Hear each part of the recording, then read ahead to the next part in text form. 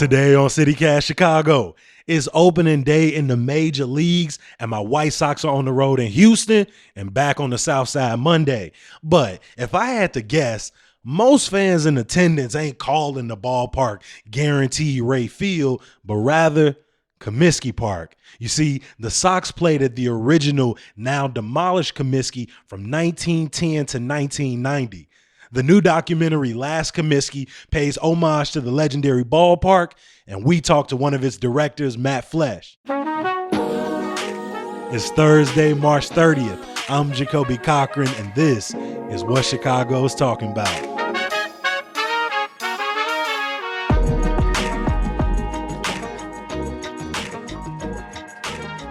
Matt, welcome to CityCast Chicago. Thanks so much. Thanks for having me. Matt, how long has your family been White Sox fans? You know, I grew up listening to my dad tell stories about the 1950s White Sox and Nellie Fox and Louis Aparicio. And even my mom grew up in Inglewood, and she used to take the bus to Comiskey Park, and she talked about, even though she's not a big baseball fan, she always talked about Minnie Minoso and checking out the players and just what a great time her and her friends had. So I've been a Sox fan my whole life, and it goes back generations for sure for us. Do you remember when you got to experience your first White Sox game in person? Yeah. I don't remember the date or who they played or anything like that, but I remember I have these memories of being a little kid, like, 5, 6 years old, and just, walking up to the stadium, and it kind of looked like it was a warehouse. Old Comiskey Park didn't really look like a baseball stadium. It looked like a warehouse with lights on it. It was this white building, brick building. And I remember just like walking through the concourse, and it's dark. And then you walk up, these ramps or stairs that took you to the field. And it just you couldn't believe how green it was. And I was hooked, from the first. I remember going to those games as a kid and just being hooked on the food and the energy and all that stuff. One of the great things that this documentary captures is the spirit of being inside. You all do such a good job of bringing in the sound, bringing in these amazing interviews with everyone from fans to people who sold beer to players and coaches. But when you think back to old Comiskey, can you remember when you found out that it was going to be demolished, and do you remember the demolition process? Yeah, I remember hearing that they were going to tear down the park. And I remember that was I think 88, 89, it became very controversial. And I remember at the time, 12 years old, thinking, the new park, that sounds really cool. And, I was kind of excited about the new park. But then I started to get a little older. And in that last year, 1990, I was 15. And I remember going to a game in 1990 and being like, wow, this place is special. Like, there's no place like this. And then going to the games in 1991, it's like you go to the game, you're celebrating this new park, and it almost felt wrong because right across the street, you're seeing this beloved old park just getting torn apart by wrecking balls and ripped open. It felt, it was really weird. Man, I love, and it's bittersweet, I know, but I love just the picture you're painting because, as I said earlier, I mean, at this time, 1991, I was a baby, so I didn't know, but the Comiskey name was something I did know, but I didn't really know its history. I just knew people longed for that name and always wanted to refer to wherever the Sox played ball as Comiskey. Why did you want to make a documentary about Comiskey, especially since you ain't ever made a documentary before? Yeah, that's true. My brother Mike and I were big Bulls fans, and we were so excited for that Last Dance documentary. Just ate that up. There's nothing else to do at that time, so that was must-see TV. And Mike and I were like, what are some other great Chicago stories that haven't been told? And we always loved that 1990 team. Just had so much energy. It had so much grit. They were underdogs. They fought hard against this Goliath team in the Oakland A's. And then they're playing that last year at the old Comiskey Park. So it's all these new young players in this old stadium that's getting its sunset, last day in the sun. So we were like, man, it'd be throwback jerseys. Yeah, all that stuff. And so, yeah, Mike and I were like, God, it'd be great if somebody made a documentary on that. And so we were like, no, nobody's probably going to make that. Second place teams don't usually get documentaries. And that season is kind of lost in the history of White Sox in a way, but it's one that we thought deserved a lot more exploration. So we were like, hey, let's give this a go. let's see if we can do it. We're in a city that has two baseball teams, obviously, and Wrigley Field is a classic ballpark. When we think about Old Comiskey and Wrigley, which was 4 years, it was built 4 years after Old Comiskey opened, do you think there was people forget about Old Comiskey just because there's always so much focus on Wrigley Field and the surrounding neighborhood? I think so. Even back in the day, like in the 80s, people always talked about Wrigley Field and the friendly confines and the bleachers and the ivy. And that was the darling of Chicago. People would come in from other cities and you got to go to Wrigley Field. Wrigley's the best, sit in the bleachers. And, Comiskey Park was more of a ballpark. That's a place you go for serious baseball, and it's a wild, kind of crazy time. Same architect who did Wrigley did Comiskey Park, and also designed churches in the area of Chicago, too. So he really always tried to make it like a church, like kind of like a place of worship. But I think if they would have renovated and maintained Comiskey Park, it would be like a Fenway or a Wrigley. You would have people come in doing tours in the winter just to check it out because of all the history that was there and just the uniqueness of that place. Did you feel in any of your interviews there was any resentment from fans or players for the love that Wrigley got? Some people actually like straight up said, I'm jealous of the Cubs because they still got their park. They can go back to Wrigley Field and say, hey, that's where Ernie Banks played. And that's where all these greats, played. And the nice thing about Sox Park, though, is that it's right across the street. You're still on the same area. You're still at 35th and Shields. You're still in Bridgeport. You're on the south side. I'm glad they didn't move, to Arlington Heights like the Bears might, because it should be south side of Chicago. That's where the team should be. As you're starting to gather this footage, take these interviews in, what are other people saying about how they felt about the ballpark? A big part of this was talking to fans of the team, and it's interesting just how much the park was like a second home to a lot of people. And it was such a festive environment. It was before the ballpark experience. It's a little more corporate now. One of the fans I talked to who was a beer vendor in 1983, David Ruggendorf, he's been a great champion for this project. And one of the things he said really resonated with me is that like there were no rules. Like you went to a White Sox game, and I mean, sure, like you couldn't do something too crazy, but for the most part, it was just a place that you went and you kind of let loose. And you were with folks friends, were energetic, family, music was playing. Let's be real, folks was fighting.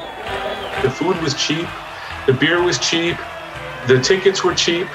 It was accessible and affordable for people. Yeah, none of us want to be involved in a fight in the stands, but the fact of the matter was, this is where people got to let loose. Yeah, go there on a Friday night. Yeah, I remember going with I have three brothers, and my dad used to just drop the four of us off at the game and, just give us each $5 and, which was like a fortune back then. We could each get like a hot dog and a Coke and then split the rest for like nachos and stuff. But I remember like going to those games and people were just going crazy. And I remember a guy fell on my brother when he was like 10 years old and asked my brother to like buy him a beer. So I was just like, man, White Sox fans, they get after it. I like this place. So a lot of people had those kind of memories of just that place being like a home. Nancy Faust, how often do you see an organist that's like in the crowd? Like she's not in a booth. Mm-hmm. She's in the crowd for people to just walk right up to and suggest. So legendary. Yeah. She created na na na na hey goodbye.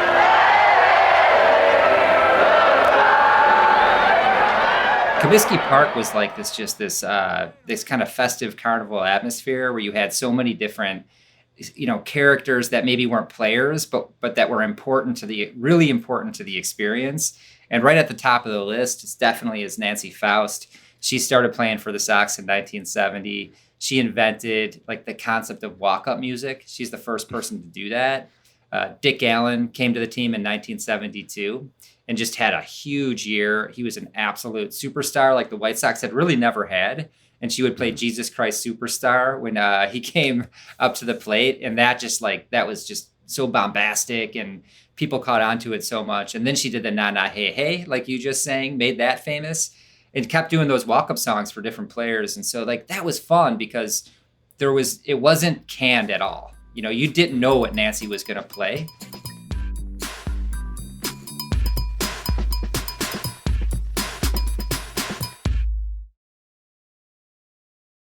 Can you talk about what was special about this roster? I mean, it's a mix of talent. You got young guys. Maybe some people don't even remember Sammy Sosa played on this team, right? At one point, they call up Frank Thomas. You got locker room leaders like Ozzie Guillen, who will go on to be the coach of the White Sox, and vets like Carlton Fisk. What was it like watching that group of players? That's what made it so exciting. Going into that year, they were supposed to finish last. Everybody picked them last. And you knew you had these young up-and-comers. You knew you had like Jack McDowell coming into his own. Robin Ventura came up that year. And then you got Frank Thomas coming up in August and Alex Fernandez also coming up in August. But before like Thomas and some of those guys emerged, you had Ozzie, Scotty Fletcher, Lance Johnson, a young Sammy Sosa who was super exciting to watch. Just the speed, hitting triples, stealing bases. You know, that team, everybody loves a good underdog. And a good underdog story can't be a good underdog story unless you got like a great villain. And the Oakland A's were like they were like the Darth Vader of baseball at the time. They were so good. The A's trying to survive after that series against the Chicago White Sox in Oakland. The White Sox have since taken over first place, and that's unusual for the Oakland Athletics. 75 days they spent in first place. Why did people fear the A's at the time? Because you all really focus on that throughout the documentary, that this was the team to chase. Yeah, well, think about that. A's team had the greatest leadoff hitter of all time. There probably will never be anyone as good as Ricky Henderson. So you got him. Then you got Jose Canseco and Mark McGwire, who are just, you know, they're the Bash brothers. Huge, hitting home runs left and right. You know, later it came out that they might have been doing some things that were illegal, which Ozzie talks about a little bit. So, you know, not only are these big, intimidating team that is coming off a World Series win, but they're also a team that's not afraid to say, hey, little guys, little White Sox, you guys, you can't compete with us. And so that kind of stuff, just that antagonizing, made it more fun that summer. Of course, we didn't catch them, but it made for a really fun summer. Hey, and I mean, even after we were done, we got to watch them get swept. Yeah, that's to the Reds. And so, you know, that's right. It ended okay. As you were putting all this footage together, getting all these interviews over the few years you've been working on it, what was the most surprising thing that you learned? Man, there was quite a bit, you know, that sort of took me by surprise. One of the things that surprised me was how much those players, for the most part, appreciated Comiskey Park. Like the nostalgia that they have for playing there, and how much they appreciated the fact that they had the chance to play there. I was surprised at the level of nostalgia and appreciation that the players had, for sure. But you know, on the flip side, there were some players like Lance Johnson was pretty outright in saying that place was a dump. You know, I was glad to move to the new park. You know, that playing there, the fans, they were rough. You know, they were rough on you. So, so that was kind of interesting too to hear that. But one of the through lines through there that I really appreciated was everybody on that team said, you know, like we really were a family. We were, you know, we hung out together. We played cards together. We golfed together.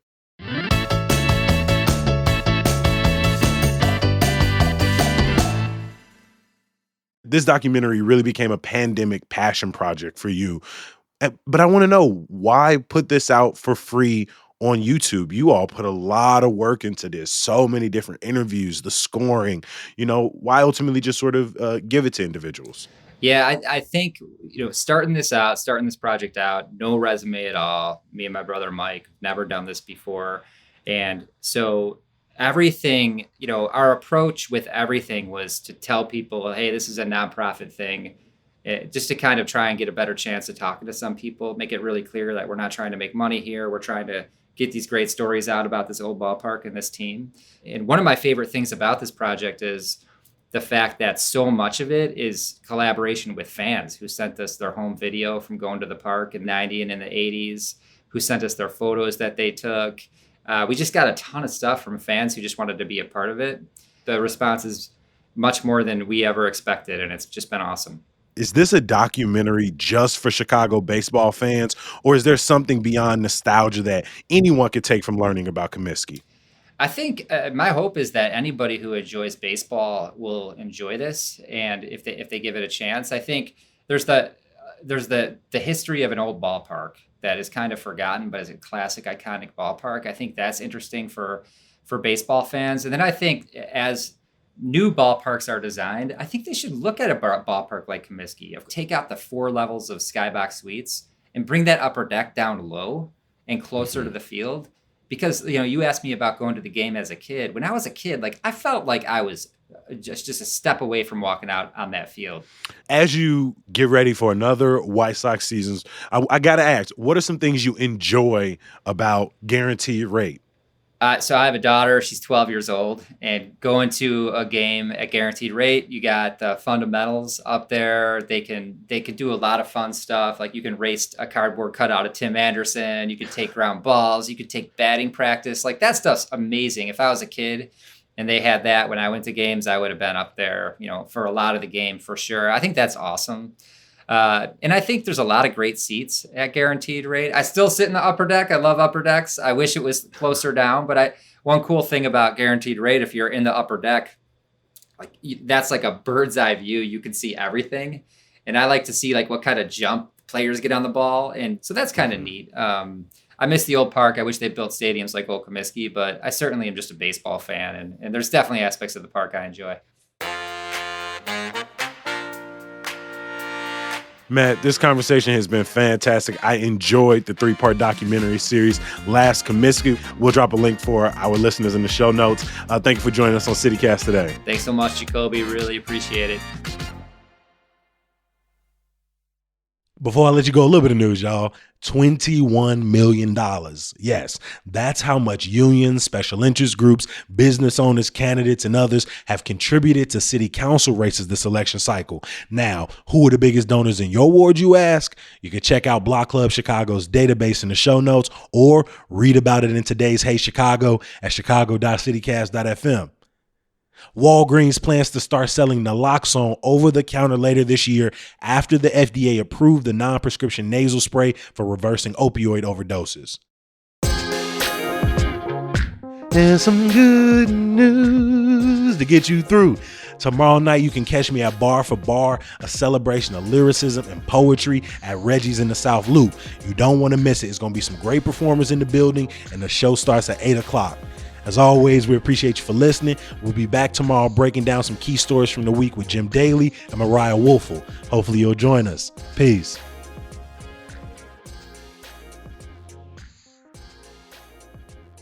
I don't want to do it again, so I'm going to stop.